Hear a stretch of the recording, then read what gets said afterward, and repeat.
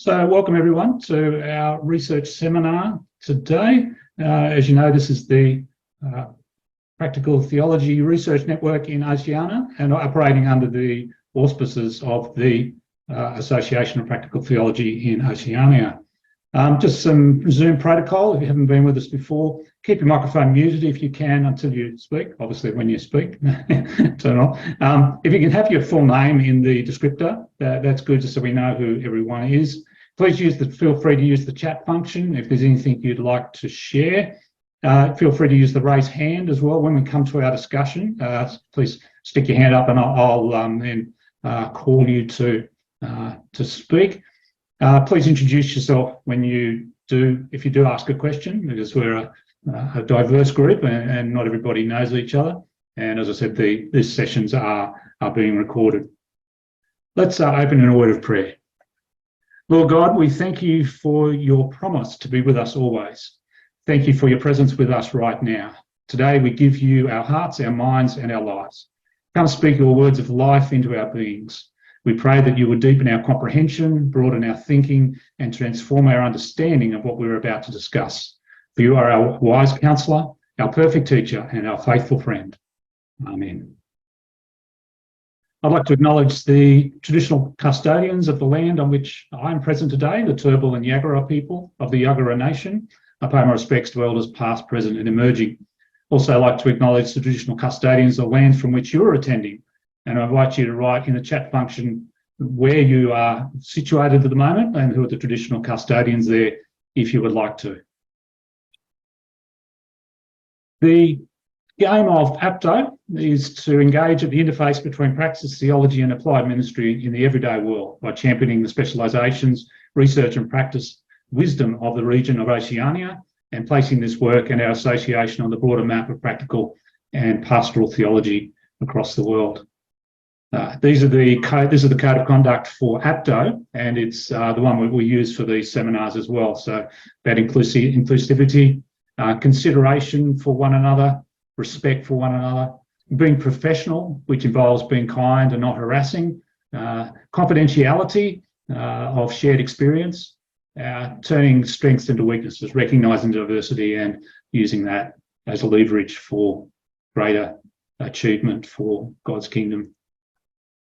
The 2023 APTO conference is coming up at Otago University, and I think I saw Zach, who is the president of APTO, join us. Zach, I wasn't quite sure of the dates for that, and I don't know if you've got them on hand or not, but Zach Duke, if you're there, if you could just give us dates if you've got them. Yeah, sure. Thanks very much, Ian. Good afternoon, colleagues. So APTO's in the midst of planning our conference for this year. As Ian indicated, it will take place at the University of Otago in Dunedin, Aotearoa, New Zealand. And the dates are the 28th, 29th, 30th of November and the 1st of December. So the Tuesday through to the Friday of that week. More details to be circulated very soon. Great. Thanks, Zach. Yep. It's a beautiful part of the world, apparently. Never made it down far south, but they're very warm. These APTO conferences are very warm, very diverse, and you're encouraged to make inquiries about that if you're interested in practical theology. So these particular research networks, if you haven't been along before, the metaphor we're using is that of an incubator for practical theology in Oceania.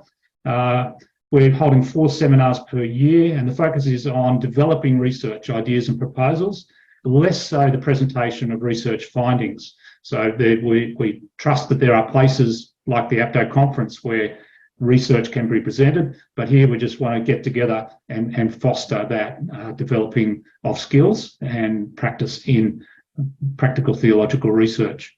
And it's also that role of promoting practical theology as a discipline in the Asia Pacific region. We either have 2 or 3 seminars per presentations per seminar. This time we'll go with 2 at 50 minutes, about 10-15 minutes of presentation, and then lots of time to discuss and reflect together.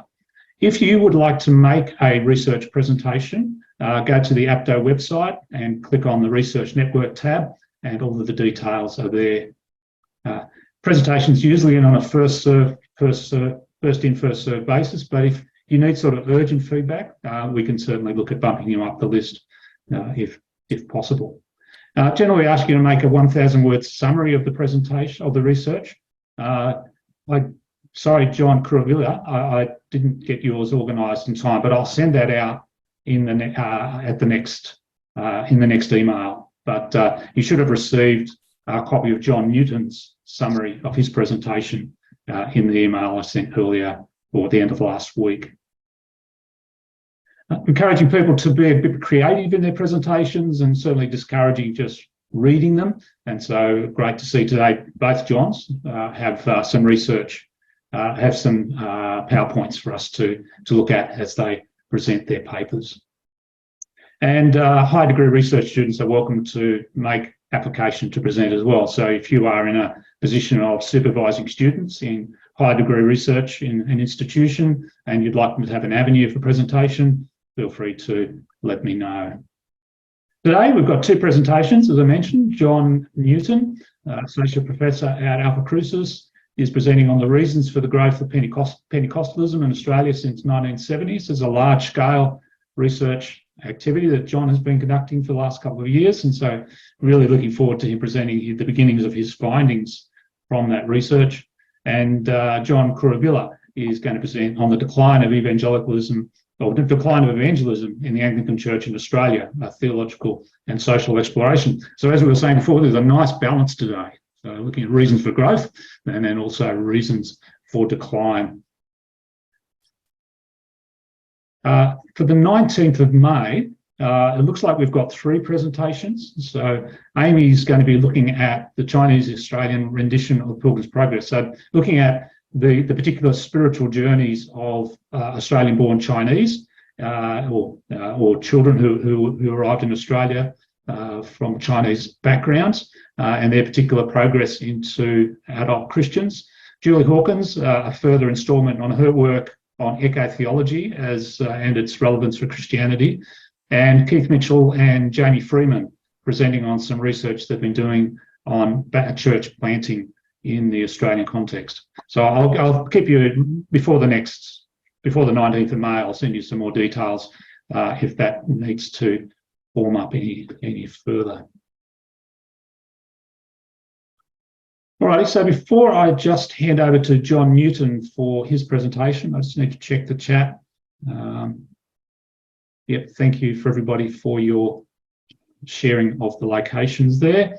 All right, so without further ado, I'll hand over to Associate Professor John Newton. Thanks, John.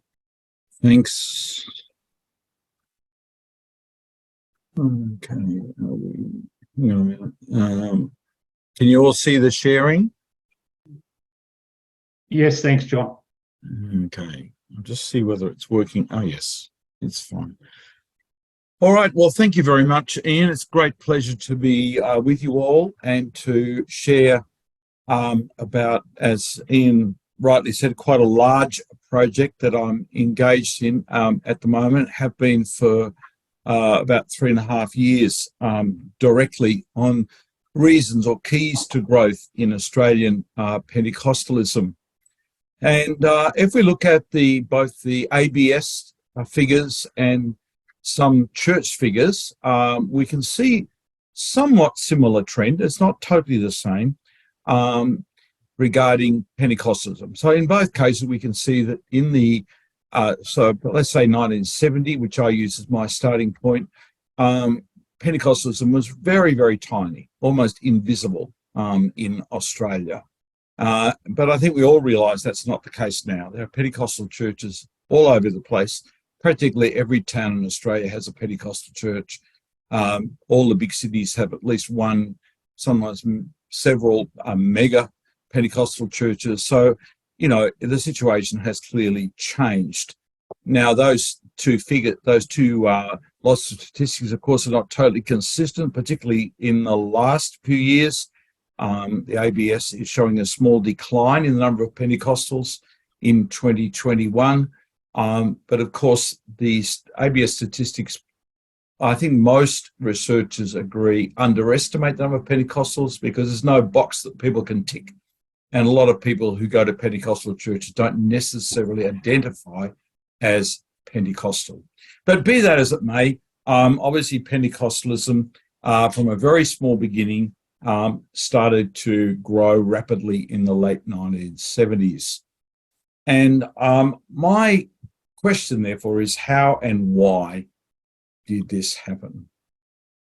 So why did I start doing this research? Well, first of all, a very pragmatic reason. I was heading up a Doctor of Ministry program at Harvest Bible College in Melbourne then, and I needed to get some empirical research experience because my own PhD was more literature and Bible-based.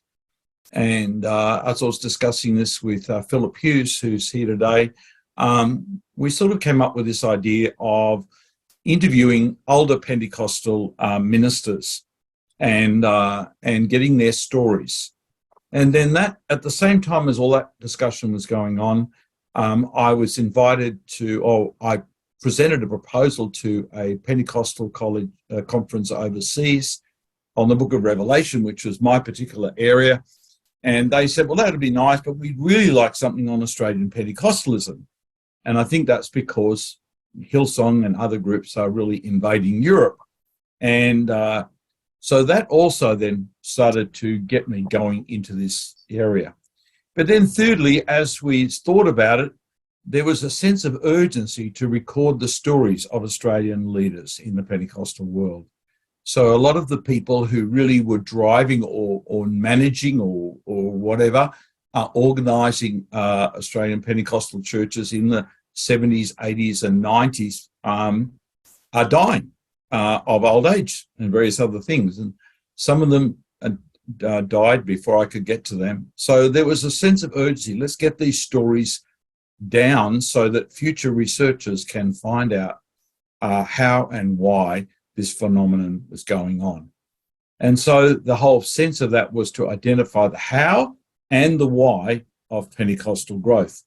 And then the other factor there is my own spiritual journey. I actually became a Pentecostal in 1970. I'd been perhaps a charismatic for a couple of years before that.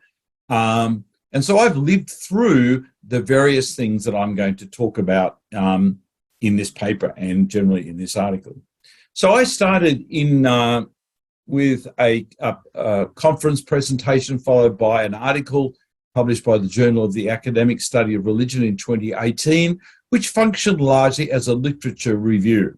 So I looked at the literature, existing literature on Australian Pentecostalism, and out of that I identified 4 key factors in the growth. The first one is cultural. So Pentecostalism tapped into the changing nature of Australia, particularly in the area of religion, and in particular, the loosening attachment of Australians to traditional Christian denominations. Secondly, there was a spiritual factor, particularly what we call the charismatic renewal, which comes along in the 60s and probably becomes biggest in the 70s and early 80s. And as a result, lots and lots of people in other churches started having similar experiences to Pentecostals, and some of them eventually ended up in Pentecostal churches. But then thirdly, there were personal and organisational reasons. So new leaders that emerged in Australian Pentecostalism, new structures that were developed. In fact, whole new movements that emerged, particularly in the 1970s and 80s. And then finally, demographic. So the new leaders were largely baby boomers like me. So they were challenging the ideas of the earlier Pentecostal leaders, and that whole change into that new generation was definitely a factor in the growth. And the other one is immigration, which perhaps comes along a little bit later into effect, but is certainly there. And then I was also looking at other questions for further research in that article. I had about 7 questions. I won't give them all to you, but especially I was looking about how Australian Pentecostalism has changed while it grew. So what did we decide to do? Well, first of all, we had a plan up and ready to go. I was going to go and interview all these older ministers, and my good friend Tex Houston, who was the media guy at Harvest, was going to record all this. And then Harvest itself ceased to exist, so to speak. We went into a merger with Alpha Crucis College. So all our plans had to be put on ice for a little while we bedded down the merger. And Tex, my friend, went off into a different organisation. I moved into Alpha Crucis. And then after a year or so, we both contacted each other and said, well, what are we going to do with this? And we both agreed we still had a heart for this. And so we put it to Alpha Crucis. They were happy to approve it.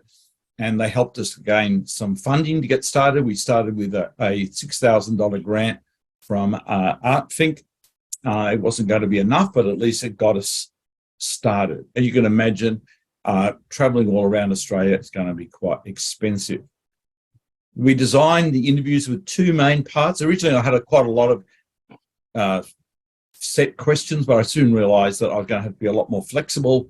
When you're talking about people about their life journeys, they have different ideas and different emphases and different points of interest. So, but we still had two main parts. One was their life journey, take them through their life journey. Start by asking them, always start by asking them, how did you become a Pentecostal Christian in the first place? Taking them right through to now.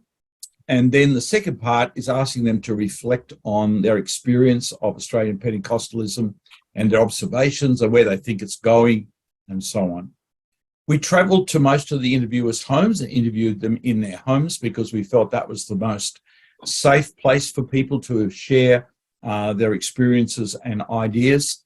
But we couldn't do that all the time. So some of them were conducted in churches and a few of them were conducted online, particularly people who were living a long, long way away from us. So one guy recently in the northwestern Australia and one even in the United States. And of course, we started this we had our first interviews in October 2019. So we were hit with COVID-19 right from the early days. So that meant the whole journey became fairly, we had to be very flexible in our planning. See, this is just a bit of a summary of what we did and where we went and when we did it. And I'm not going to say too much about it, but it's just been interesting to see we've had to navigate the whole COVID thing. So perhaps the most amazing thing was our South Australia visit. We had to keep putting that off, not totally because of COVID, but when we finally got to Adelaide, we discovered we'd arrived in Adelaide the day before the border with Victoria had closed again. And we left Adelaide the day before Adelaide went into lockdown, where you can't program that. So they're the sort of things that we were working with. And here's another breakdown of the interviews we did, just to give you a bit of an idea. Obviously, the biggest Pentecostal denomination is the ACC, formerly AOG, and so they represent the biggest part of the interviews, but we had significant numbers from CRC, from the Apostolic, which is now called Acts Global Churches, and some from COC, which is now called INC, and a whole lot of other independent churches and movements. So we've done so far 193 interviews. We still have possibly one or two more to do, but we're almost finished. So what are we doing with all this data? Well, first of all, it's getting transcribed. We're about halfway through that with some good software, but the software doesn't do it all for you. You've still got to go and check it all through. So that they're coming through gradually. Tex, my friend who did all the filming, he's editing the raw footage to make a documentary. I'm writing some books and also some academic papers and articles. And finally, the raw footage and transcripts will end up being stored at the Australasian Pentecostal Studies Centre in Parramatta. So the first book is about to come out. It's called Holy Spirit Breakout, Discovering the Stories of Australian Pentecostalism. And we have 21 stories, not all one person, some of them are, stories just of interest. This is not an academic book. This is basically just to get people aware of what we're doing and basically just be a little bit inspiring, we hope.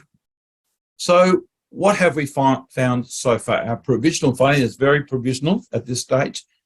First of all, the literature review conclusions that I came to in 2018 have largely been confirmed. Spiritual, cultural, personal, organisational and demographic factors are all very strongly part of why Australian Pentecostalism took off in the late 70s and grew rapidly for 20 years or so, and then more slowly over the last 20 years or so. So spiritual factors are definitely there, the charismatic renewal, other special movements of people amongst different groups at the time, youth movements, Aboriginal movements, and so on, have certainly been a big part. Cultural factors, as we mentioned, have certainly been very important. Pentecostalism could be said to have been of the stream of Christianity that's most tapped into a lot of the cultural changes that have happened in Australia. Personal and organisational factors, so the raising up of new people and organisations, which I'll mention a bit again in a minute, and then the demographic factors, which are now starting to challenge the future growth of Australian Pentecostalism as our constituency starts to age. A few things that we also found was spirit baptism, which of course is the key experience and in a sense the key doctrine of Pentecostalism, is obviously extremely important. There wouldn't be a Pentecostalism in Australia if it wasn't for this particular experience. And I have, in my questioning of the participants, I always made sure to ask them about that. And nearly every one of them testified to such an experience, usually after their conversion to Christ, sometimes at the same time. And most often with speaking in tongues as an initial evidence or outflow of that. Thirdly, we discovered as we did the interviews that my focus of starting at 1970 needed modification. Put it this way, Pentecostal in Australia did not start in 1970. It started in the early part of the 20th century. And the people who led and church planted, etc., did some really good work, which laid the foundation for the growth that later took up. So we started having to recognise that and appreciate that. We also saw the influences from outside. A lot of people think Pentecostalism is an American phenomenon, and obviously America has been influential, but two big influences that helped Australian Pentecostalism to grow. One is what's called the Latter Rain movement, which started in Canada in 1948, was largely rejected by American Pentecostals because it had some extreme elements, but a more moderate form took hold, particularly in New Zealand, and was subsequently re-exported to Australia, not without quite a bit of controversy, but it's a major factor in what was going on in the 1970s particularly. Another factor we noticed was there were certain years that were particularly important. So in 1977, for example, 4 very important things happened that influenced the growth of Pentecostalism. The first one was the formation of the Uniting Church. Now, obviously, the Uniting Church was not a Pentecostal movement, but a lot of charismatic renewal had really touched the Uniting Church, or the constituent churches that joined it, quite significantly. And many of those people did not really like the new organisation and started to leave to become Pentecostal. Not everybody did that, but that's certainly significant. The second significant thing in 1977 was an important conference held by the Assemblies of God, which the Assemblies of God completely restructured themselves in a whole lot of important ways and embraced the charismatic renewal more so than before, and established a completely new generation of leaders that started to lead the group to much greater growth. The third event, which was more tragic, affected the second largest movement, CRC, Christian Revival Crusade, which was growing faster than the AOG in the 1970s. But in 1977, their founder and leader, Leo Harris, suddenly died unexpectedly. And there was no succession planning, and it was kind of like the wheels fell off. So they lost a lot of momentum. And so it sounds a bit like a baton change almost to the AOG. And then finally, and this is quite controversial, the fourth turning point was the arrival of a guy called Frank Houston from New Zealand. Now, we all know that Frank had a dark side, and I'm not trying to brush that out, but there's no doubt at all that God used him to establish a church in Sydney, which really made Sydney much more Pentecostal friendly as a city, and of course led on eventually to the amazing Hillsong phenomenon. All those things happened in the same year, which I think is quite interesting. But also from the 70s onwards and even earlier, we have new factors and movements. So we had new Pentecostal groups start, like C3 with Phil Pringle, COC with Clark Taylor, and a whole range of other new movements that started in the 70s and 80s. And then there were other events, like a whole range of youth movements, some of them associated with particular churches and some of them more multi-denominational, and a whole lot of other factors. Perhaps the most commonly known one is music, but that's by no means the only one. But finally, the big thing I want to emphasise as I bring this to a close is that Australian Pentecostalism has changed significantly over this time. And I say in one of my versions of this that if somebody who was going to, say, Hillsong or Planet Shakers or one of those big Pentecostal churches was to go back in time and visit a Pentecostal church, let's say in the early 1970s, they would probably not recognise it. They would probably not see it as the same kind of church as they are involved in, because Pentecostalism is so different to what it was back then. So you can argue that it has become something completely different. The liturgical difference is the most obvious. So the services, the music, everything is so different to what it was in the early 70s, for example. And some of my participants are not happy about some of these changes. One of them, several of them comment, "Oh, you never hear someone give a message in tongues with an interpretation any longer in our churches." Well, that's true. Secondly, there are cultural and behavioural changes common in the churches. And, Pentecostal people's attitudes about other churches and about society at large have changed considerably. And then there are moral changes. So Pentecostal attitudes towards divorce, towards alcohol, towards the mass media, towards going to the movies, which was totally forbidden back 50, 60 years ago, have changed considerably. Then there have been governance changes, both local and movement-wide changes in the way local churches operate, the way they are led. So, for example, in the Assemblies of God, there was a massive change that came out of that 1977 conference that empowered local pastors to be able to lead their churches with more freedom and not being so much restricted by elected boards and so on.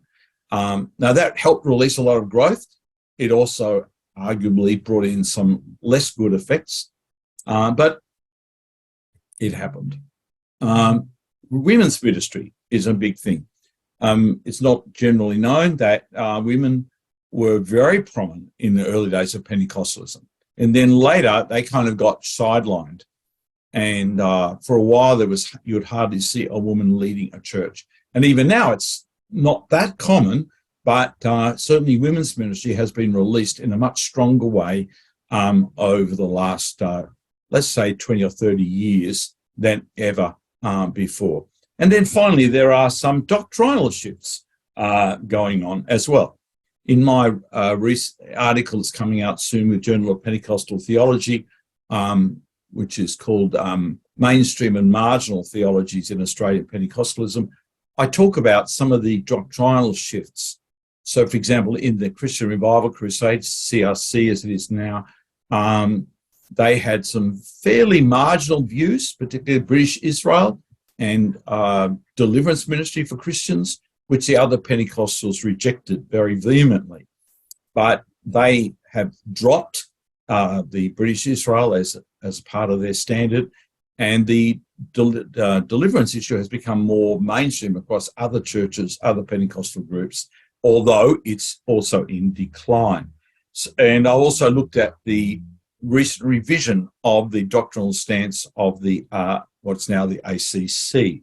So there are lots of things going on, lots of doctrinal shifts, and I think what's happening in Australian Pentecostalism, partly influenced by the big mega churches, is that doctrine is becoming less important and doctrinal differences are becoming less significant, and Pentecostalism is starting to become more united in its belief system, but placing less importance on more than just the really core doctrines of Christianity. So these are some of the things that we're noticing. There's many other things I could share with you, but I think my time has probably run out. So, Ian, you're going to lead the discussion? I will. Thank you so much, John, for that presentation, and thank you for the work you've done on this. That's clearly something of national significance for Australia, even from not from a Christian point of view, because we've had our first Pentecostal Prime Minister, and Yes. the Pentecostal Church in Australia, relatively recent development, but having a huge impact, and this is sort of landmark work that you're doing. So thank you for that. I also, just as an example of good practical theology, it's a standout. The way you've done it, the thoughtful approach to it, and now the dissemination of the findings, the methodology is all top class. So congratulations, John, and thank you for that. The findings are fascinating, and I feel lots of questions I'd like to ask John about the findings, but can we also focus on the methodology, because that's primarily what we're doing here. If you want the findings, grab the books or the journal articles that are coming out, and I have it for us to talk about it a bit, but also particularly if there's any methodological questions or comments you would like to highlight, that's particularly would be helpful in this particular context. Why did you do this, John? What did you find about that? How did this go? That sort of type of question. But if you want to hone in on some of the findings as well, please do so. So when you introduce yourself, just give yourself a brief affiliation to what your affiliation is, so that we can just put you in a pigeonhole. Just so we know where you're coming from as you introduce yourself, particularly because we are a diverse group. So somebody, if you'd like to put your hand up, if you've got a question. Dr. Keith Suter, over your first cab off the rank. Thanks, Keith. Thank you. Thank you very much for that presentation, John. Keith Suter, I've just done a PhD, well, not just recently did a PhD on the future of the Uniting Church. So I'm more in the future of churches generally. The question for me is most obvious one, because I also work in the media. Have recent scandals affecting certain churches had a bad effect, or are they managing to just sort of discard those and continue with bringing in fresh leaders? Yeah, very good question. Sort of obvious one, I suppose.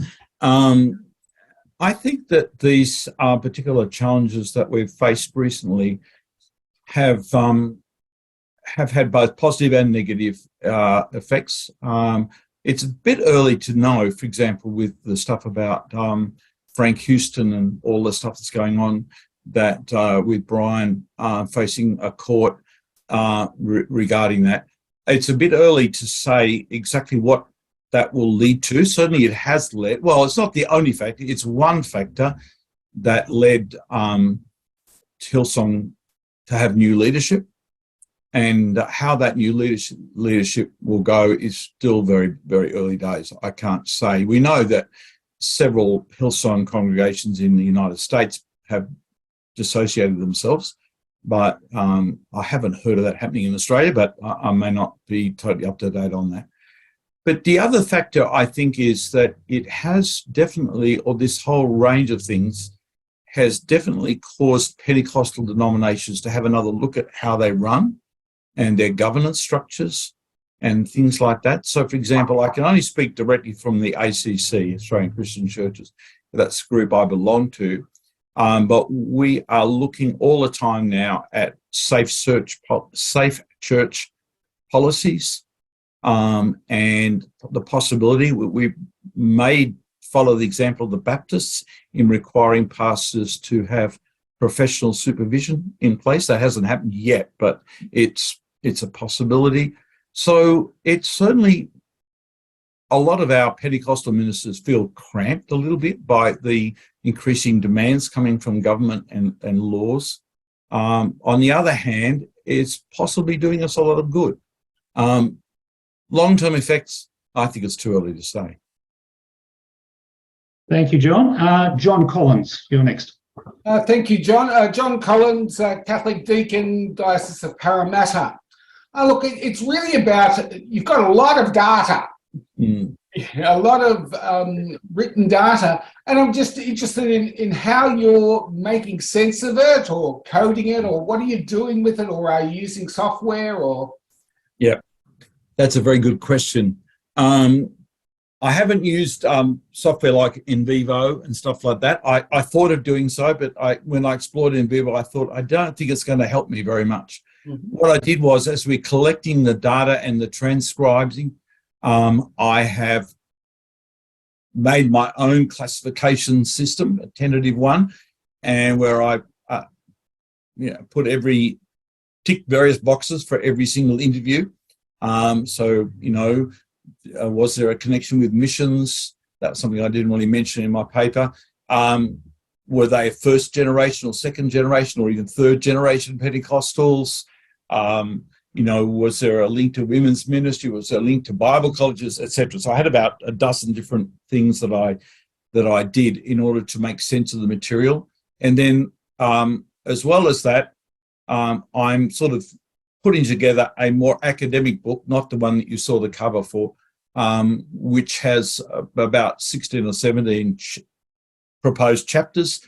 And so as I'm looking through the transcripts, I'm sort of cutting and pasting material from them into those particular chapters, knowing that I'm going to have far too much material and I'll have to cut it and also organise it.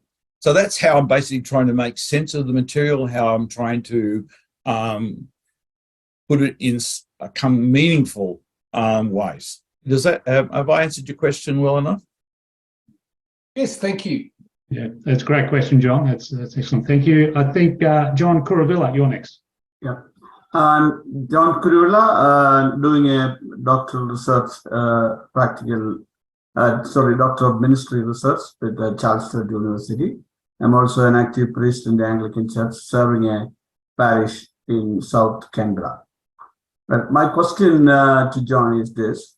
You seem to have done about 193 interviews and still going, I think.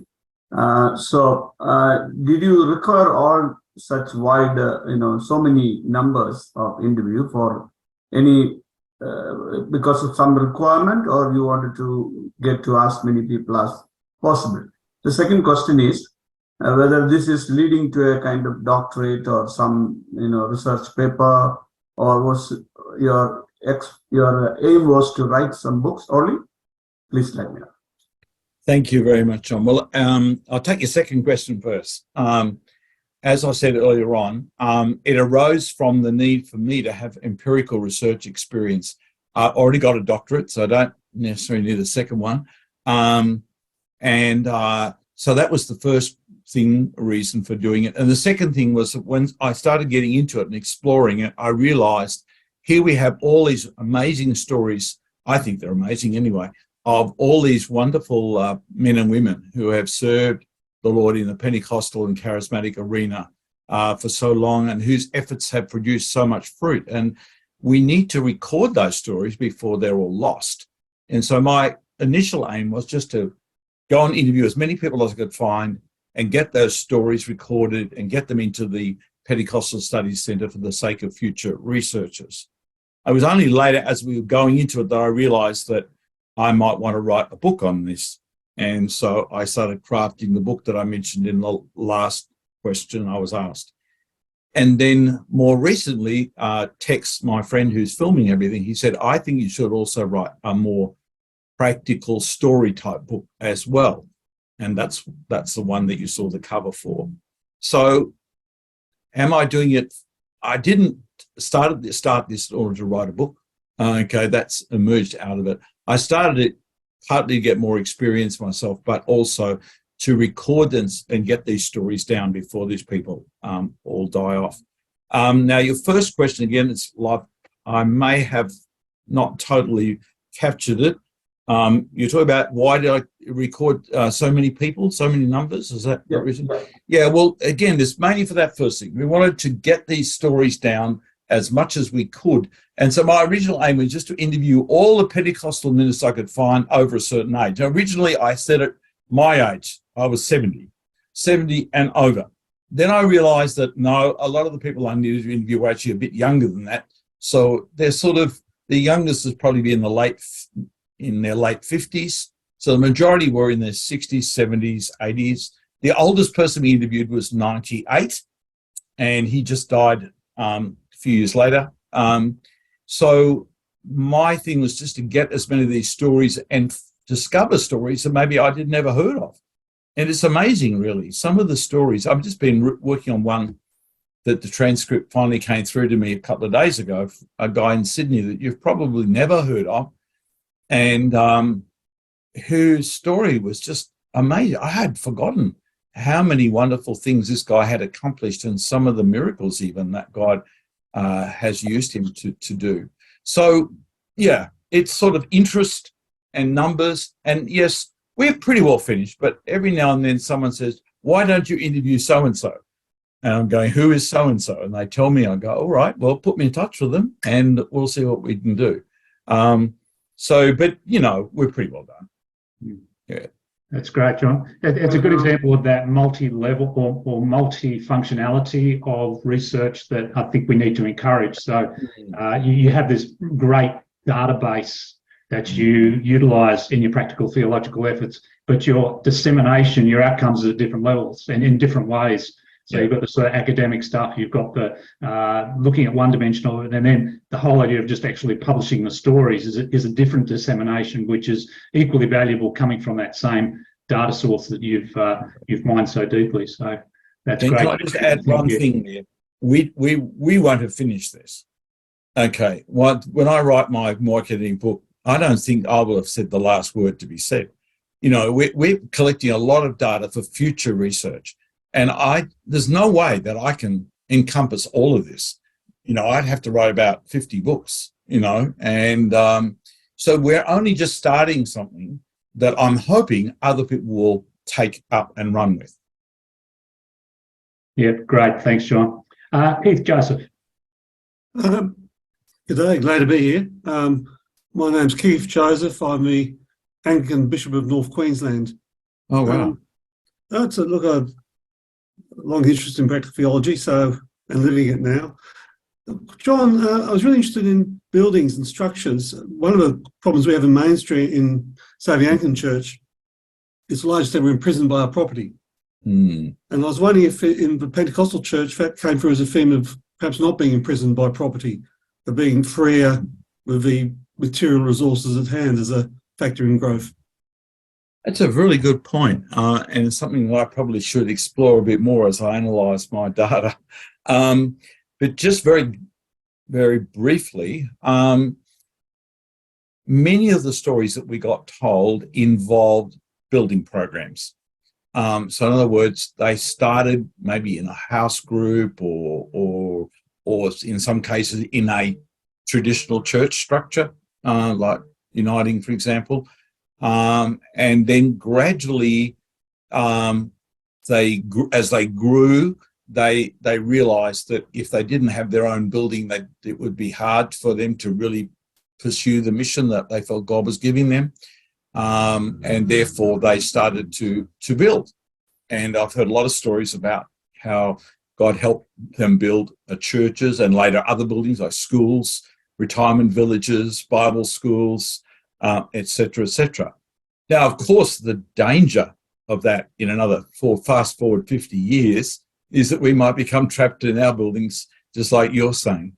At the moment, I think Pentecostals have a very functional kind of approach to buildings, and they don't see them so central to their identity. But as I said, they're still important. And as I said, a lot of the stories do involve building programs. That's such a rich insight. Yeah, thanks for that question, Keith. Yeah, great. It is a very good question. I'm gonna write that one down to. I thought, I think you've got the insight there, John. Like it's not as strong, but perhaps it could become that strength, that connection to the building. So, Anita Callaway. Hi, John. Thank you very much. Appreciated your input. I was just wondering whether the change in key factors, the cultural and the demographic and the spiritual, were influenced by the decline in church numbers. There's been research done that suggested by Shane Clifford that suggested that growth in Pentecostal churches was largely due to the decline in church numbers in other denominations, and did that actually influence doctrinal changes and the change in culture as well? So, looking at the decline in the institutional churches, did that have a change in the growth and the culture of the Pentecostal movement? Yeah, well, the short answer is yes. Definitely, it's a connection there. As I said, I think Pentecostals adapted to the changes in Australian culture probably more effectively than more traditional denominations. And it's certainly true that a lot of the people who came into Pentecostal churches in the 70s and 80s had come from either strong involvement or nominal involvement in other churches. So they might have just been nominal Anglicans, for example, that never went to church but were written Anglican in the census. Or they may have been, I'll just use Anglican as an example, or they may have been people who were quite really fervent church attenders, but for one reason or other became dissatisfied with their church, or they had the spirit baptism experience, or they got that and then their Anglican leaders didn't like them because of it, and that was the reason why they moved over. Now, did that affect the culture? Yes, definitely. The more people that came into the Pentecostal churches that were not from a Pentecostal background originally, the more they challenged some of the culture of the church, and gradually many of these people became the leaders of these churches, and they then modified sometimes doctrine, but more often practices of the Pentecostal churches. However, it wasn't just because of that. Okay, there were other factors going on within the Pentecostals, the more second or third generation Pentecostals. They were also adjusting and being influenced by those movements that I mentioned, like latter rain and so on. And they were also, setting themselves up in a way that would embrace the charismatic renewal and therefore become a welcoming place for people who might be coming from other churches. So how many of the newcomers were complete unbelievers? Very hard to know. I don't think anyone's done a serious study on that. Certainly, because you've got to remember, most people in Australia, up until relatively recently, were nominal adherents of a Christian denomination. Okay, so you go by the census, they tick Catholic, Anglican, whatever.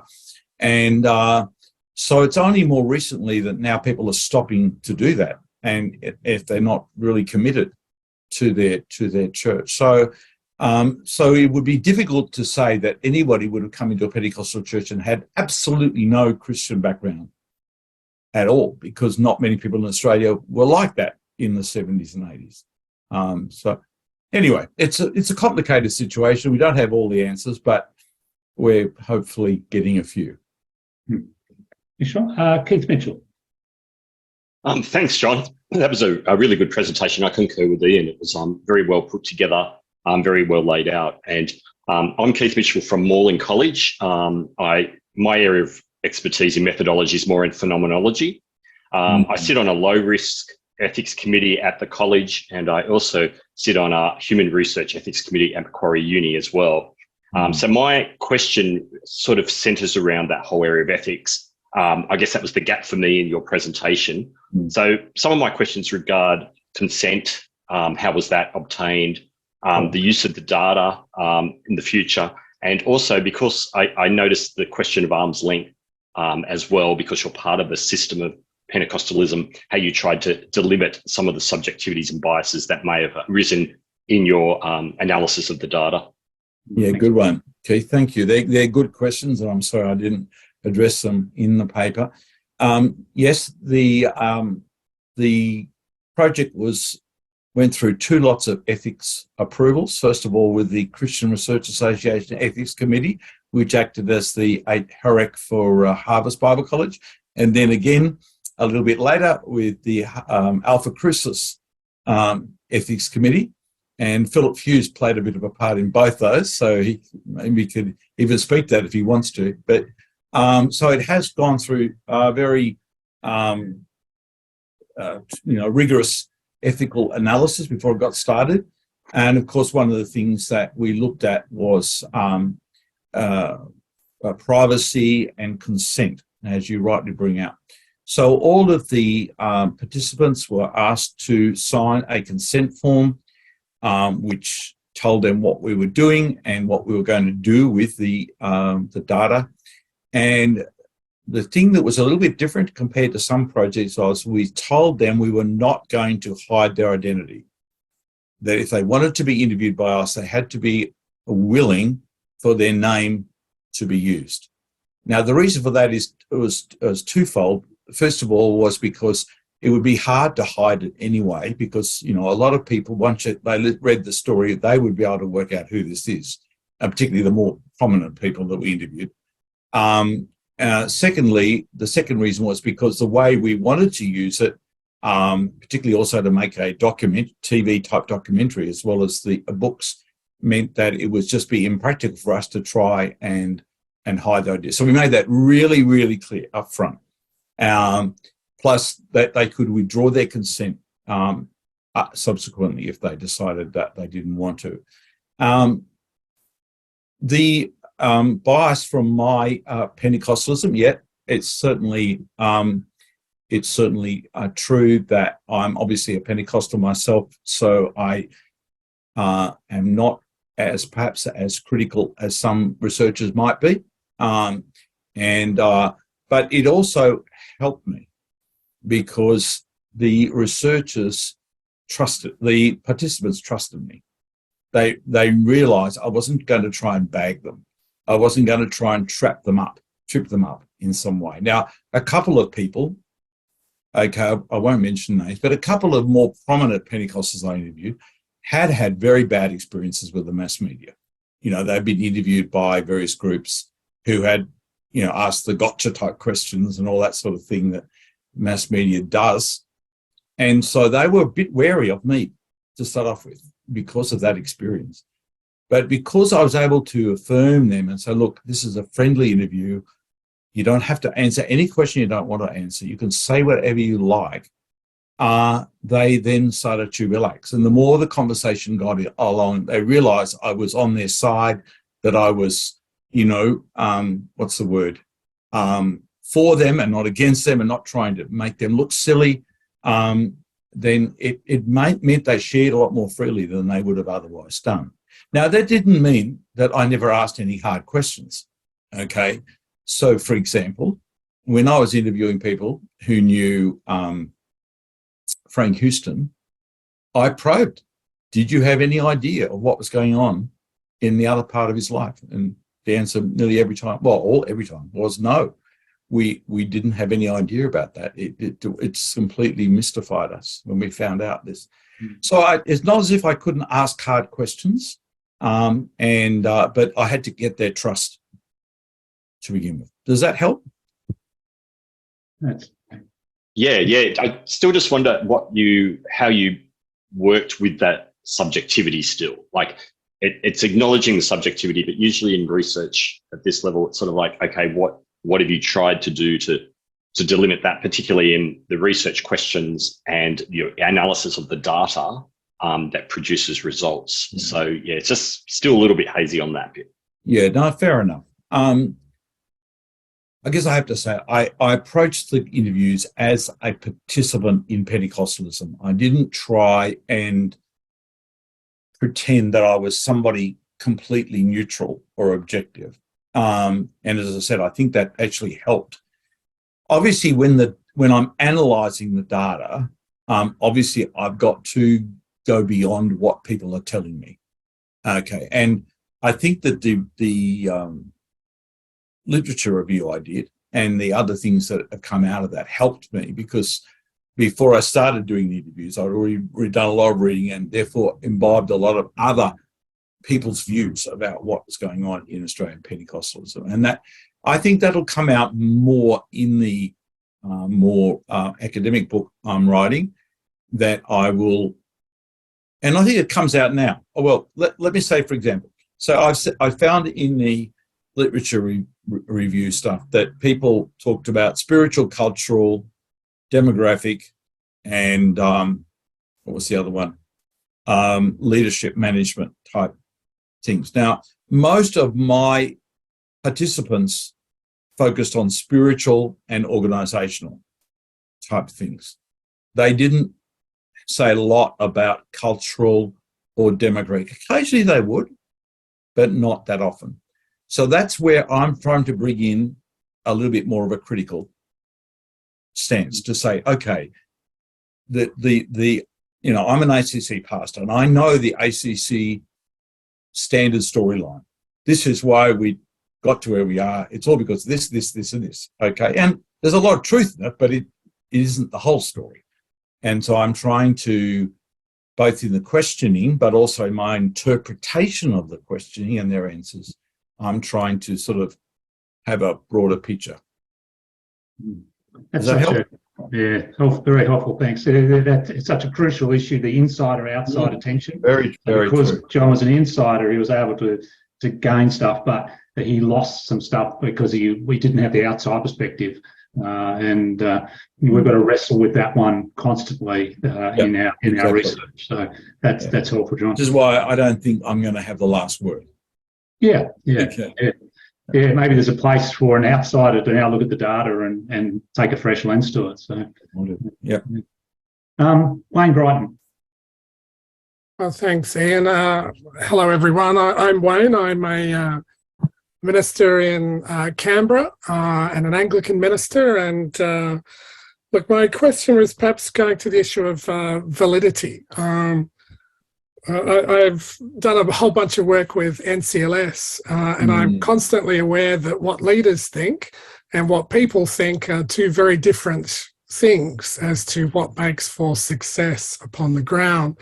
I'd be just curious as to, given NCLS has identified like 9 factors for growth, I just wonder in terms of, are you seeing in the data any kind of correlation with those 9 factors? Particularly as I think the psychology is often something that a lot of religious research really struggles to get into, but it's often very central to an individual's engagement with religion. The sense of certainty or safety, the kind of fears and hopes and dreams that religion addresses. So I'm just curious in terms of your project's focused on the oral history. I'm just wondering, given NCLS has charted a whole bunch of this stuff too, whether you've had an opportunity to explore that, or if in your data you're seeing some of these any kind of similar patterns begin to emerge. Yeah, it's a good point, Wayne. I haven't done enough digging into the NCLS data, to be honest. It's probably about time I did. My focus, as I said, was to try and get these stories down before they were all lost. Now, admittedly, I only interviewed pastors and pastors' wives or husbands, with 1 or 2 exceptions. And so I it doesn't have that kind of depth as you would go if you did a case study of a particular church and you interviewed a whole lot of people. So that's a limitation, obviously, of the project. But the positive side of that is you're getting the more articulate and probably more insightful people who have to, make decisions and take the responsibility for their church's welfare, et cetera, and who are more across, pastors tend to be more across what's happening in Australia, Australia-wide, and across different Pentecostal movements compared to others. So there's a plus as well as a minus there.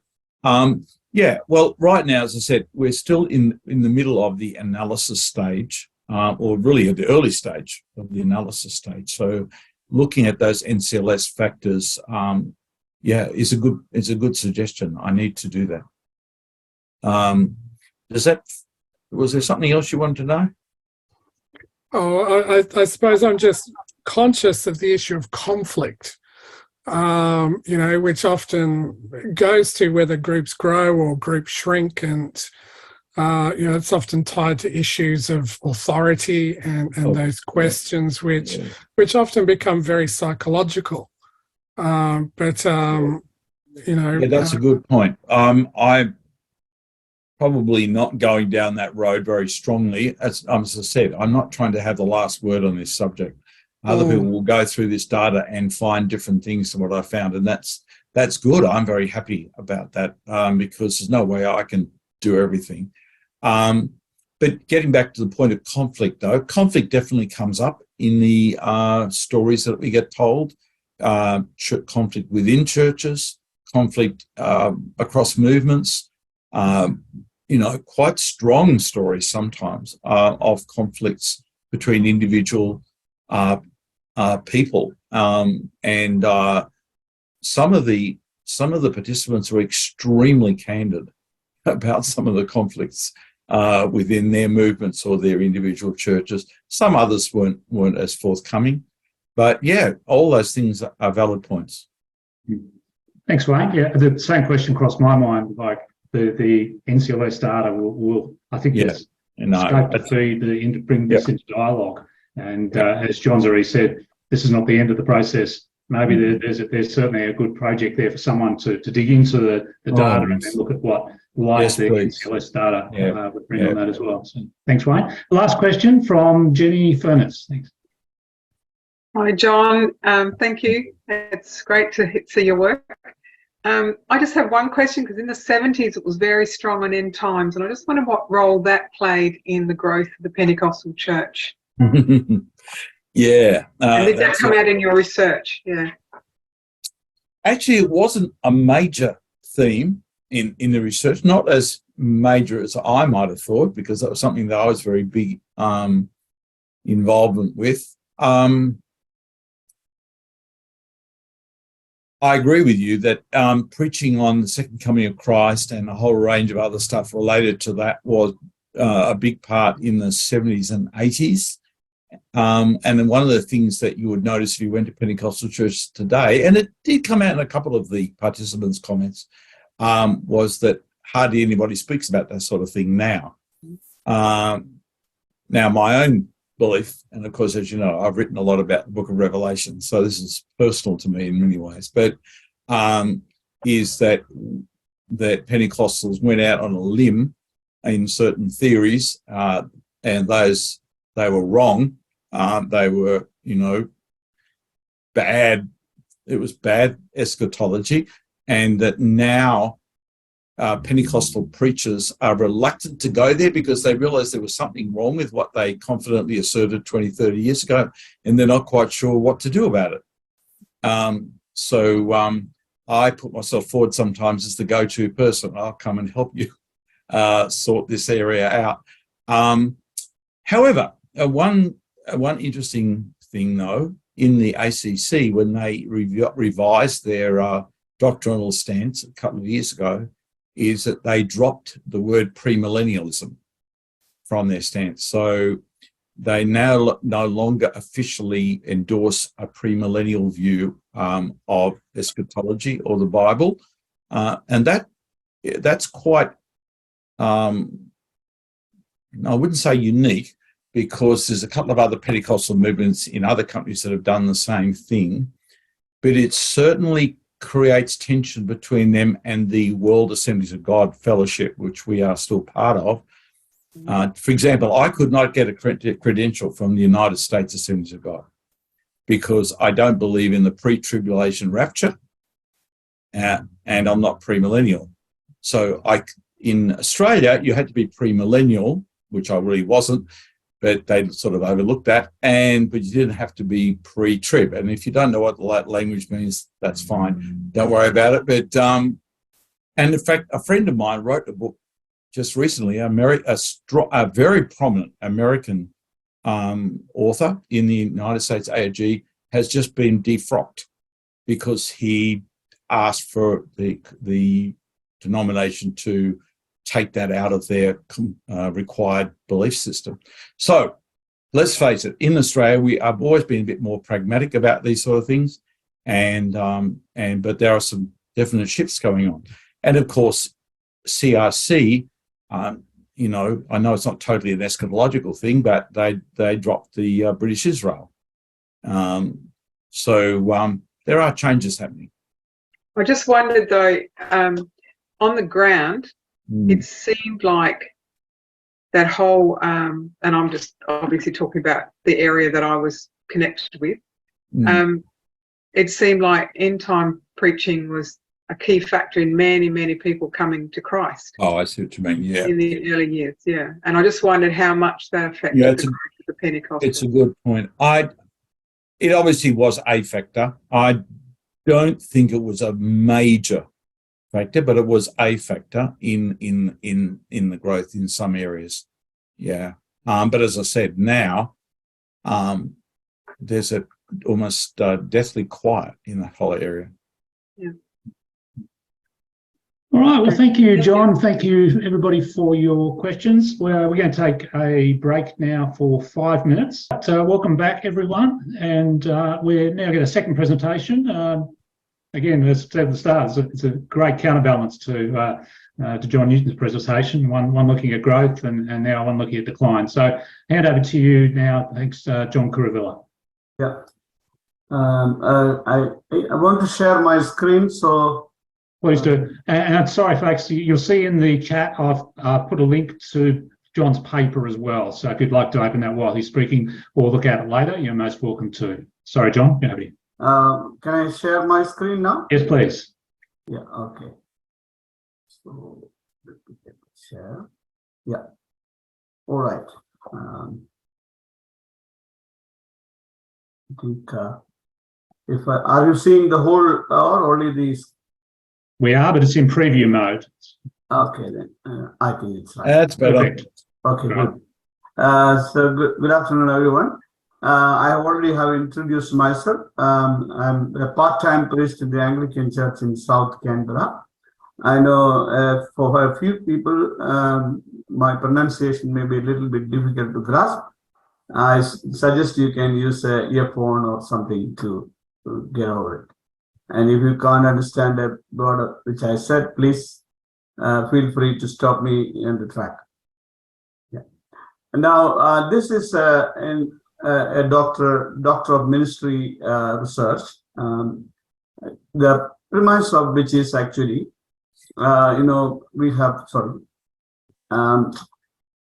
it is prompted by the decline in the Anglican Church of Australia, as evidenced by the ABS data and other data from the NCLS and also the McCrindle research, which is very alarming to me because I'm conscious about how for a long, many centuries, the Church of England and its missionaries were able to achieve great results in Asian and African countries where it is still thriving, whereas there is a severe decline as evidenced by one data I'm showing you.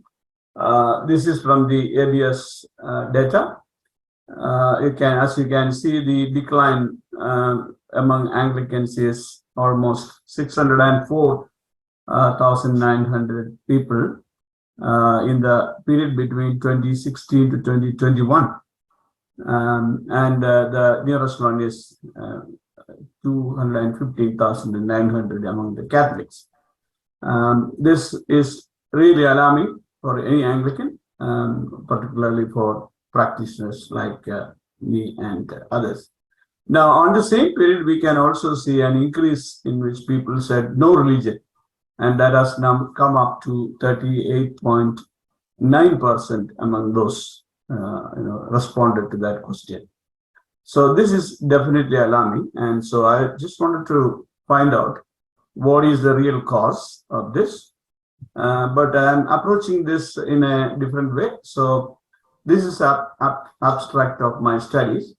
The sharing of the good news of Jesus Christ has been considered as paramount in the mission of the Christian church.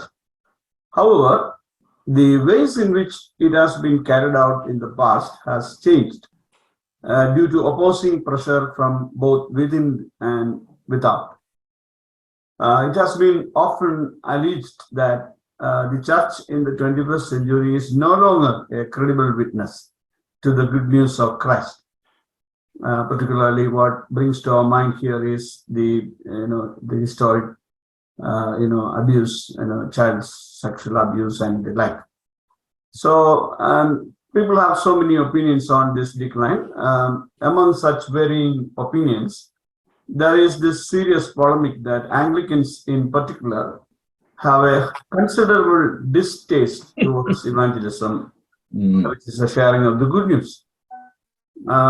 People are alarmed by how can Anglicans have a kind of distaste towards evangelism, because they have loved it and taken it along with all that colonialization or whatever, into 169 countries. How come they are disliking evangelism? That's what people think. So I wanted to examine this, this project, through this project, that by exploring the lived ecclesial experience of Anglicans, as much as I wanted to do it in all 23 dioceses, I can only do 4 for the time being. And that is Sydney Diocese, Canberra and Goulburn, and Adelaide and Brisbane dioceses, to examine whether this endemic issue of declining church attendance, it has something to do with this perceived distaste. In doing so, I want to bring theology and sociology in conversation with this most important ministry area. Now, the expected outcome of this is that it will throw light on the need for congruence between theology and praxis. So in this study, I want to explore whether a perceived distaste towards evangelism is a matter of the content of the message or its mediation. In other words, you can say whether some Anglicans dislike evangelism. Is it because they are not sure about the message itself, or they are angry about the way it has been mediated in the past? So while admitting the fact that this distaste may be a global phenomenon, I have my own literature review has suggested that it is not just Australian Anglicans, but many people across the globe dislike evangelism the way it has been presented. So, but this study, I hope, will add more knowledge, which in turn may assist Anglicans in dealing with this issue elsewhere as well. So my research question is this: is there a distaste towards evangelism, which is sharing of the good news of Christ, among Australian Anglicans? Or is it a varied understanding of what constitutes evangelism? So my hypothesis is that rather than any deep-seated distaste towards evangelism, Australian Anglicans have a holistic approach to evangelism, in which proclamation of the good news is weak as of now, since many Anglicans are reluctant to tell others what they should believe. Now, so this is who may benefit from this research. So the Australian churches, which are in demographic decline, including the Anglican Church, and all ministry practitioners of probably all churches, and theologians who are teaching and engaging others with their theology, and church planters and mission funding agencies, and even sociologists who are interested in such studies. I have done a literature review already, which is still ongoing. So the insights that I have drawn from so far is that there is a lack of common or a unified understanding on evangelism. What is evangelism in particular? And then there are these gaps in knowledge about what is that irreducible element of the gospel, which one should not be missing or one should not even mess up. So I think there is a need for contextualization of evangelism practice, because it has never been mediated in a monolithic way. And then as Wayne has suggested earlier, there is a distinction between espoused theory and enacted theory. See, we all believe something, but when it comes to practical applications, we probably do not do the same thing. Now, this is a largely ignored ministry area among Anglicans particularly, as evidenced by lesser funding allocations and even absence of evangelists. One of the prominent Anglican evangelist, who I don't think is living anymore, he said among Anglicans, an evangelist is seen as a distant uncle rather than a member of the family. Also the defunct Sunday school, as we know. So, if you further study reasons for this perceived distaste towards evangelism, there are so many angles which I will be looking at. Some are the sociological side, like the secularization, globalization, pluralism, and other things. And on the cultural side, I may look at antagonism against the mediation of the gospel, cultural relativism, and the ideas of political correctness, decline in the Christian social capital, and so on. And on theological side, I want to look at lack of proper theological understanding about what is good news. This is probably my main point, to get to that essential good news, which cannot be reduced any more than that irreducible element. And of course, the historical element, who has been doing evangelism and for whose benefit in the past. And the research methodology I'm applying is a mixed one, a quantitative as well as qualitative. And an amount of, this is one way, this is case study also, because we are not doing the entire population, but only a few dioceses. And ethnography, as in terms of, as you can see, Brahman and Hoy has suggested, that the most common form of a rationale for mixed methodology is that the inferences that are derived from a qualitative study are then subsequently tested with some quantitative research. So that is the rationale for the mixed methodology.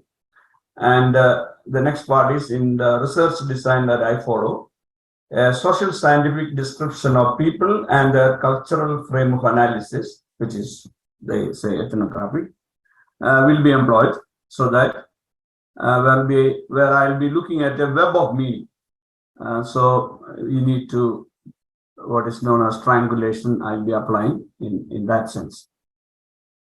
Now, there was a very winding and difficult process of ethics approval from the university. It took about 1 year and about 2 months for me, where but anyway, it has come last year, and now I'm already on with the research instruments has already been applied. Where I'll be, I'm guided by all the university guidelines and the stakeholders' interest, like in example, the mission agencies, by which I mean the dioceses. The research instruments are surveys and semi-structured interviews. I was planning to use focus group, but I abandoned it because of the COVID restrictions, where the difficulty of bringing people onto one place, I mean.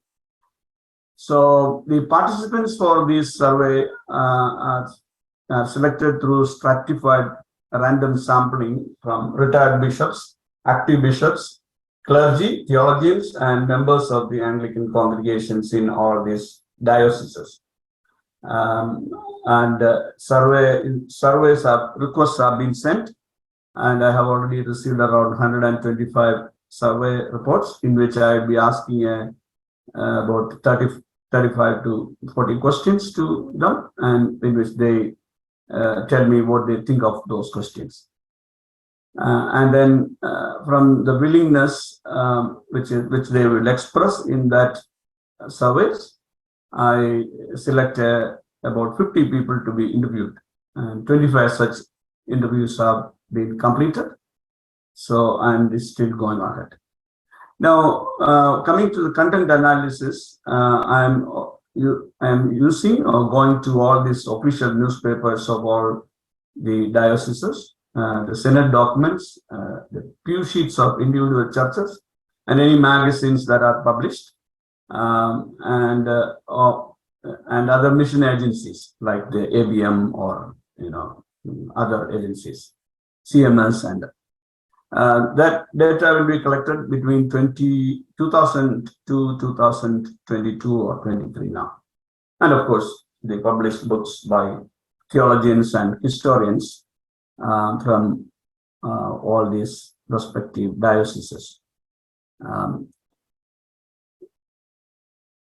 Now, the research process, as I said, has a written research proposal has been completed, ethics application and approval completed, data collection is going on.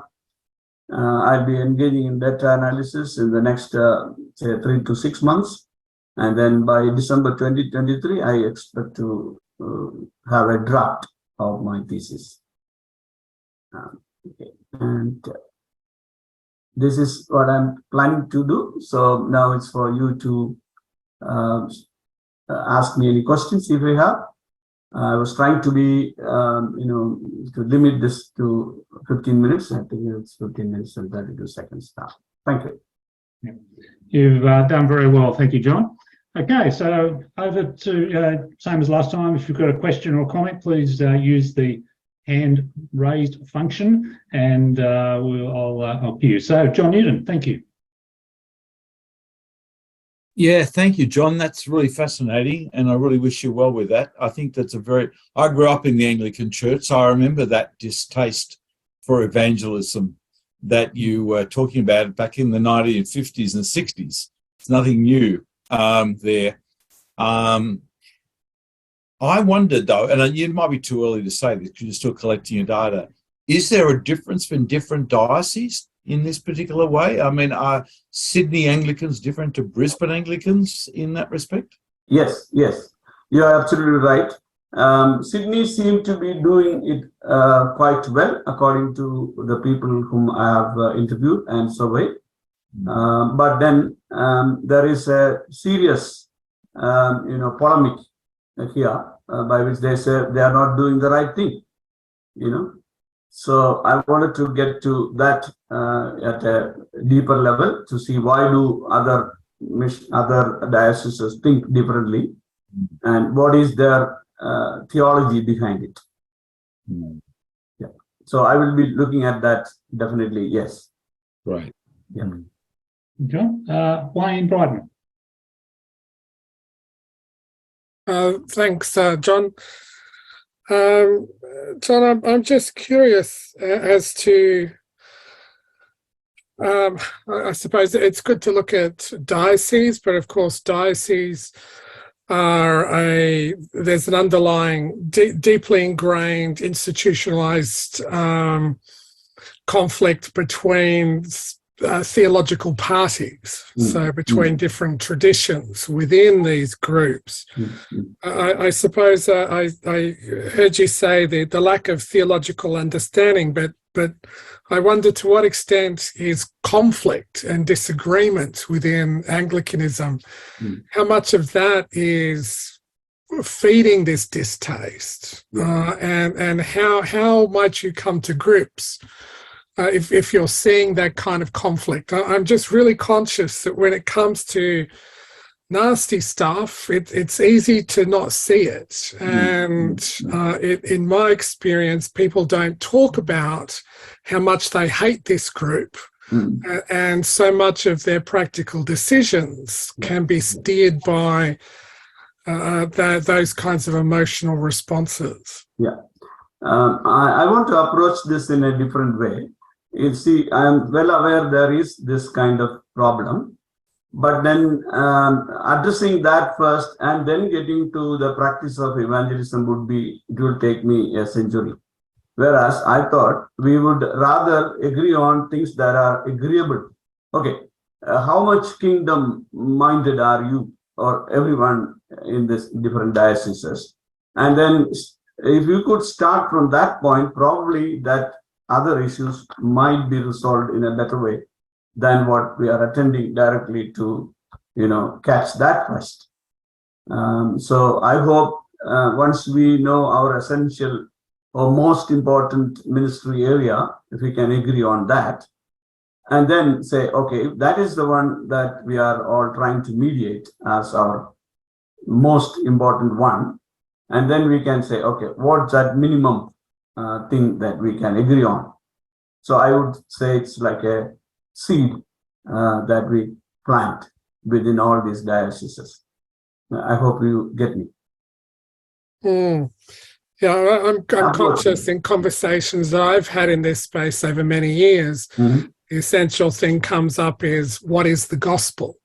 And in any of these forums, everything falls apart because one party is very keen to push their own agenda at that point, and everyone kind of backs off, and then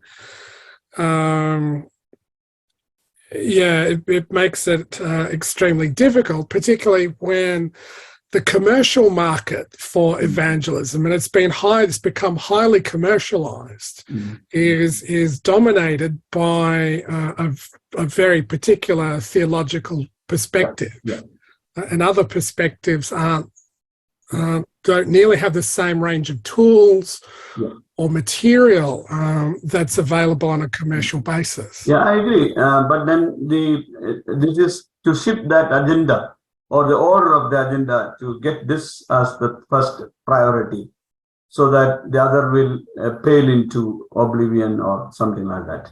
I hope so. It's a prayer also at the same time. Thanks, Wayne. John Collins.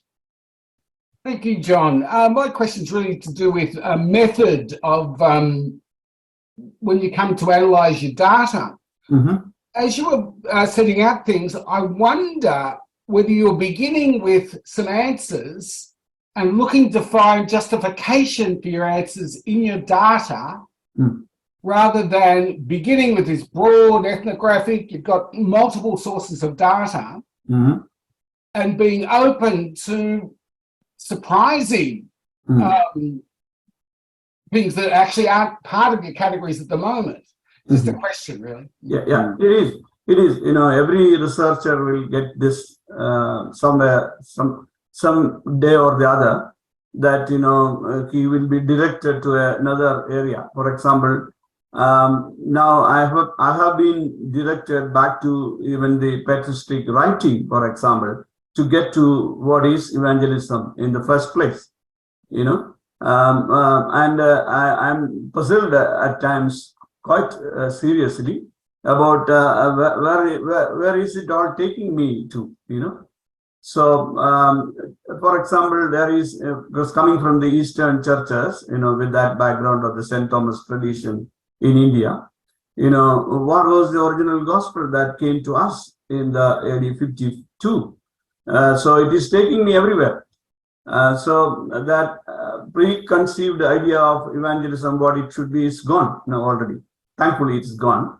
So I'm glad it has gone, because now I don't know whether it will delay my research itself, but I thought it is better to get the right thing than being misguided or in a hurry to finish, so that you don't miss the bigger picture.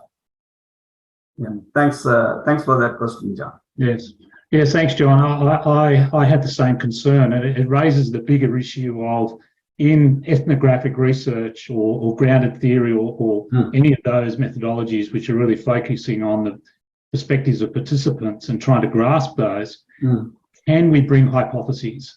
I think hypothesis is very prevalent in empirical type research, but I think you've got to make a really strong case for bringing a hypothesis to the type of ethnographic human subject type research that you're looking for, because it does tend to narrow your perspective and fix you with a certain lens that you're going to be looking at the data with. And it relates a little bit back to the insider-outsider thing as well. As an insider, you've got to have a particular lens that you've got to struggle to overcome to make sure that you're actually really open to ideas that might be different from what you're bringing to the table. One advantage I have is that because I have been an outsider for many years. I am only an Anglican priest for the last 6 years. I was not even an Anglican until 2012. So I'm an insider as well as an outsider in many ways, which is really good. So that lens that I have is an advantage, I hope. Yeah, excellent, great. Keith Joseph, excellent. Thank you. My question follows up on that. I was ordained in the Solomon Islands, and the Church of Melanesia is both highly Anglo-Catholic and very evangelistic. And likewise, my diocese is 1/3 Indigenous, mainly Torres Strait Islander, but also Aboriginal, and they likewise are very evangelistic and not at all afraid to talk about their faith. So it does strike me that perhaps your project or research project is really only going to have validity in that limited cultural bubble that is southeastern Australia.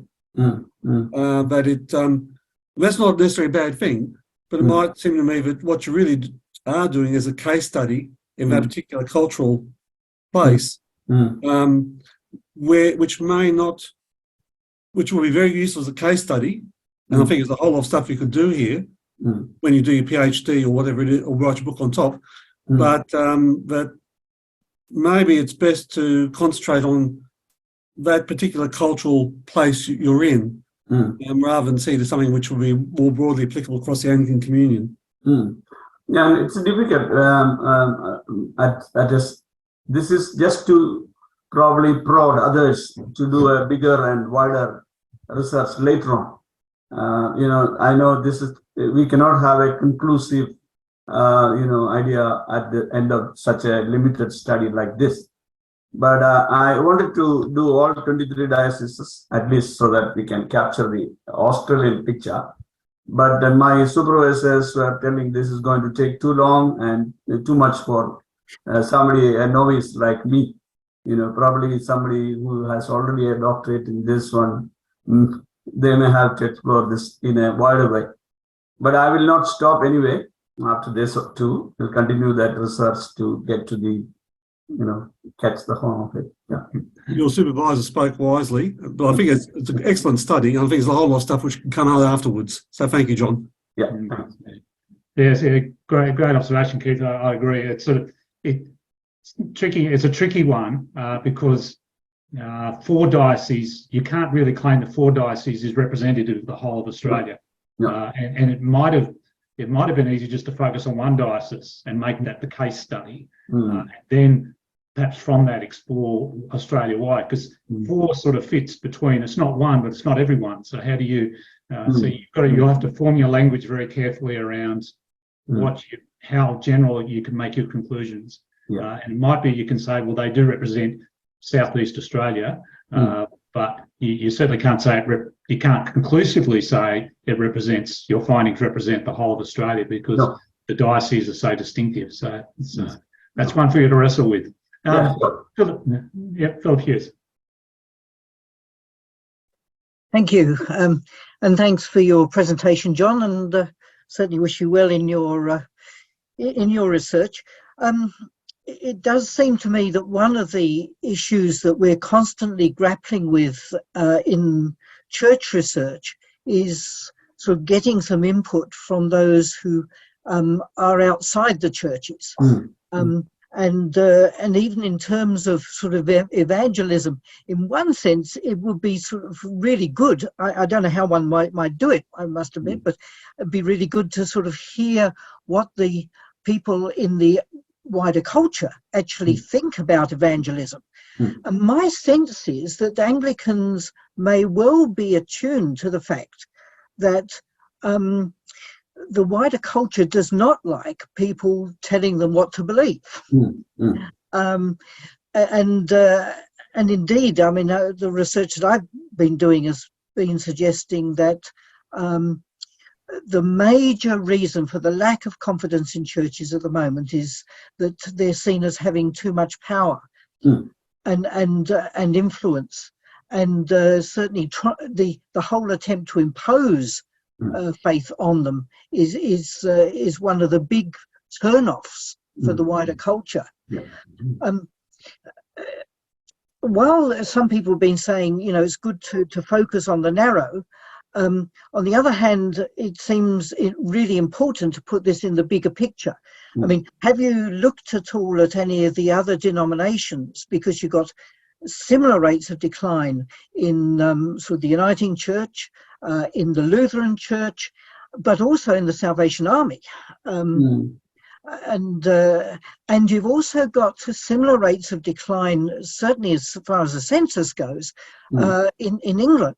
In Christianity in England, the recent statistics are almost identical with those that you presented for Australia at the beginning. Personally, I think one has to look at the functioning of religion in people's lives, as well as sort of things like evangelism. Thank you for the suggestion. Definitely, it calls for bigger area or bigger scope of research, I know. But we can only do what we are able to, so I'm making a humble attempt to do, and which will, I hope, encourage people, to do more in the days to come. At least we can say this is true about this place and this time, so we need to do more and then get to the bottom of it. But my challenge now is to get to that. I wanted to, in my mind, I had three groups of people. One is the churched and the unchurched and the dechurched, three groups. But to get to that dechurched people is really difficult than getting to the unchurched. I have a few people in my survey who have responded, but most of them wants to be anonymous, so I will not know whether they represent that particular group. So when it comes to to the finding part, I don't know how I can validate my finding, because they have not said, okay, I went out of the church in such and time or something like that. That's a problem. I'm still trying to overcome it through some other methods, but once I finish the interviews, I might go a little wider and deeper. Sure. Yeah. Thanks, Phil. Clem. Yes, very, very interesting, and thank you. I'm in Brisbane, and I'm doing a PhD in Pentecostalism and social disadvantage, and so I'm grateful that I've got a Southeast Queensland confinement. So I don't envy a broader brush, but my question is in relation to Anglicanism, which obviously stems from the UK, and very topical and a very interesting time in history now, and what's happening currently in the UK. And you've just tying in with the previous John Newton's look at Australian Pentecostalism. Obviously, the evangelicalism in the Anglican movement in the UK is quite a case study in itself. But you've got the global South and the way the contest that seems to be in Anglicanism over orthodoxy, and how this in the light of what's particularly familiar with a lot happening in London in Anglicanism, where the church is growing and thriving in so many amazing ways, and so bringing this into the bringing your study into the light of what's happening from England, where Anglicanism stands. I'm wondering if it's worth reflecting on. Oh, sure, 100%. Yeah, I know the Anglican seed has come from UK anyway, so we need to bring that into any discussion. Much of the diocesan divide that I have so far observed in Australia is also stemming from different, such persuasions from in England. For example, the Oxford movement, and the like. So, the Sydney brand of evangelicalism is actually stemming from one of the such, groups. So, and which is now severely opposed by some other, dioceses. So naturally that will have some bearing on the way they look at evangelism and its mediation. So I'm not going to ignore those kind of things. Definitely, yes. Thanks, Clint. That's helpful insight. Anita. John, thank you for that presentation. I had a question similar to John Collins' question to John Newton. How you're having a mixed media methodology, how are you going to analyse mixed media? You've got your qualitative, your quantitative. How are you going to use databases, in vivo or SPSS? Yeah. How are you going to analyse, correlate and analyse your data? Yeah. Thanks, Anita. This is, I'm going to use the in vivo. I'm going to have a training done in the next, I think, 2 weeks' time. I narrowly missed one in November because I had a death in the family and I had to fly back to India at that time. So it was going on while I was in flight. Otherwise, I could have even attended it on, at home. But unfortunately, I missed it. So I rescheduled it to this month, I think 24th of this month. So NVivo will be applied. I have not looked at the SPSS yet, but it will be there. So I have, while I was doing my research methodology studies, I found that this, what is known as triangulation, where you are, bringing all of this to the, board and then finding out a final, outcome is applied everywhere now. So it's not like one particular method. So you can use all methods and then whatever relevant methods, I mean, and then come out with your finding. So I hope to apply. It's a little bit like a half-cooked idea I'm saying now, because I'm still to study and get to that later on. Yeah. Thank you, John. Thank you, Anita. Yes. So there's Wayne's asked another question in there, and I think it goes back to the definitions, John. And I'm sure you're already doing this, but I think hopefully you'll come away from today realizing that you have to be very careful how you define evangelism. Are we talking Billy Graham here, or are we talking Brompton, Holy Brompton? What are we conceiving of? And one of the questions hopefully you're asking people is, in your interviews is how do they conceive of evangelism, because that sort of definitional stuff has to be very clearly laid out.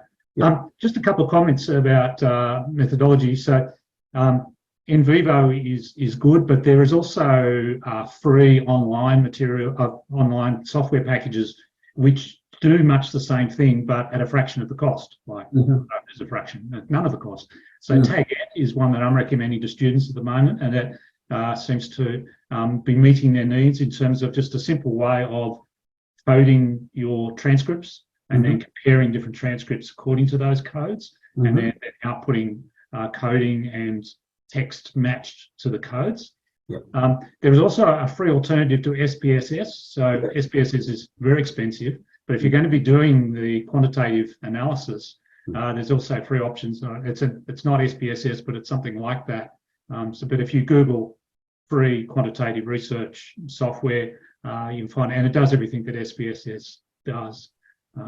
And the other, I was talking, I don't know, John Newton. What you mentioned that you use some software to transcribe the recordings you use. What do you remember off the top of your head what the name was? Was it Rev?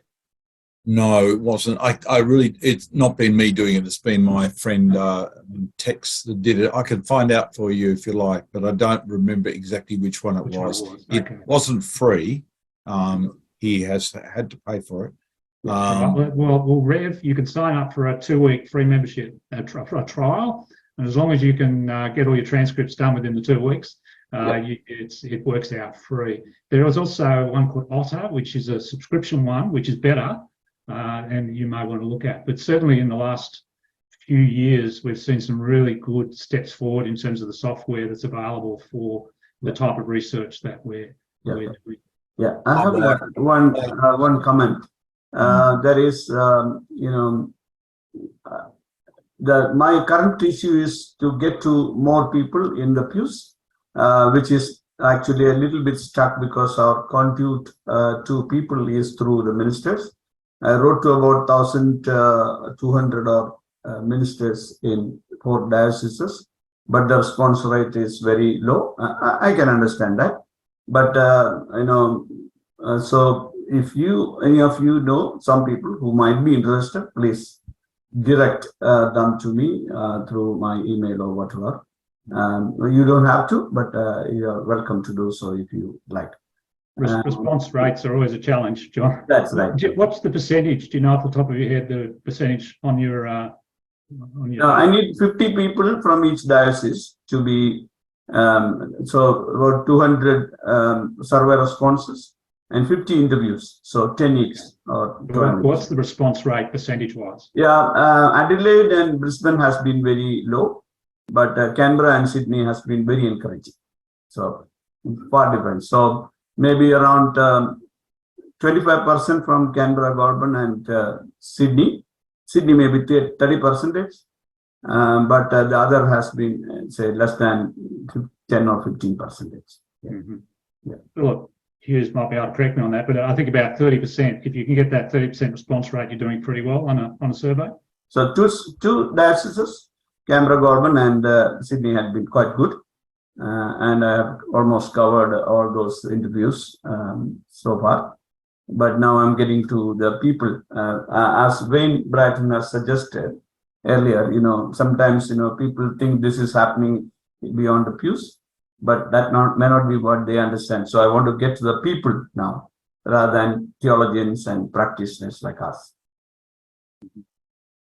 Keith, yep.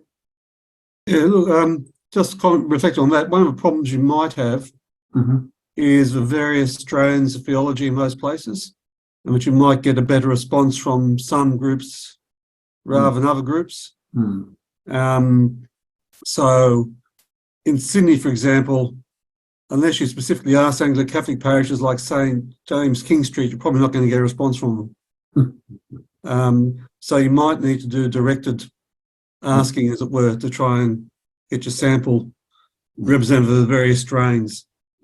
All sorts of problems, I suspect, for you in that respect. Thank you. Thanks. Good point, Keith. Any other questions or comments for John? Fleur. I'm in the Brisbane Anglican Diocese, so I've just put my email there for you, John. If you want to contact me, I'll help you with Brisbane. Oh, thank you very much. Thank you, Fleur. Yeah. And Ian, you'll be able to send a recording of this to me? Yes, what I'll do is once I download it, I was going to send it out the next email, but I'll send it to you directly. If I don't do it the next couple of days, please remind me. No problem. Take your time. And regarding the Zoom platform, all the conversation can be automatically, the transcript is available on Zoom, so it's a very good tool also. That's right. There's an app though, isn't there? There's a plugin for Zoom. I think when you put it on recording, there are options within that where you can get the transcript itself. Okay. Yeah. Great. Good. Thank you, John. That's a helpful tool for us. Yes, indeed. And thank you everyone for listening to me. I hope you understood. And thank you for your patience. Yeah. Thank you, John. And thank you everyone for your participation. Good to catch up. So I look forward to catching up again. I think it was May the 19th, was it? But anyway, I'll send out a reminder in due course. So God bless you all and see you next time. Okay, thank you. Thank you.